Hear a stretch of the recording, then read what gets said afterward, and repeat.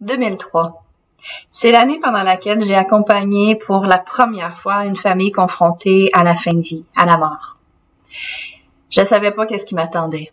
Depuis 2003, c'est des années d'études, de recherche, de rencontres de familles, d'enseignements, de conférences, des années à traverser le Québec, l'Ontario francophone, pour être au contact des proches aidants, des bénévoles, des professionnels. Depuis 2003, c'est vraiment énormément d'outils que j'ai découverts, que j'ai trouvés et que j'ai réalisé qui étaient pas connus, malheureusement, pour la majorité des familles. Des outils pratiques qui font vraiment une différence dans le quotidien des familles. Le répertoire d'outils pratiques, c'est vraiment un espace gratuit dans lequel je vous mets vraiment de manière organisée l'ensemble des outils que j'ai trouvés, que je juge les plus pertinents, concrets et adaptés à la réalité de nos familles. Dans le module, en fait, le premier module du répertoire, c'est vraiment la vie au quotidien.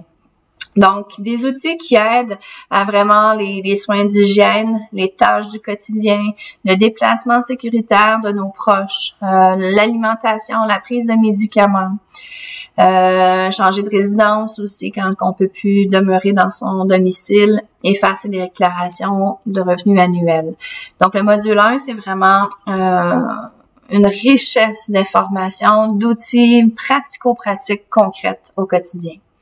Dans le module 2, vous allez trouver des informations sur des trajectoires spécifiques. Je reçois souvent des questions sur les enfants en deuil, les enfants malades, nos aînés. Donc, qu'est-ce qui existe par rapport à ça? Ces clientèles-là, ces problématiques-là, donc que ce soit la santé mentale, les soins palliatifs, le Parkinson, les maladies du cœur, vous avez vraiment des outils et des ressources vraiment spécialisées dans ces clientèles-là. Dans le module 3, c'est vraiment l'information sur la santé. Donc, quelle information compiler sur sa santé pour parler avec les intervenants. Et vous retrouvez aussi mon bottin des ressources dans lequel vous avez plus d'une centaine de ressources qui sont proposées.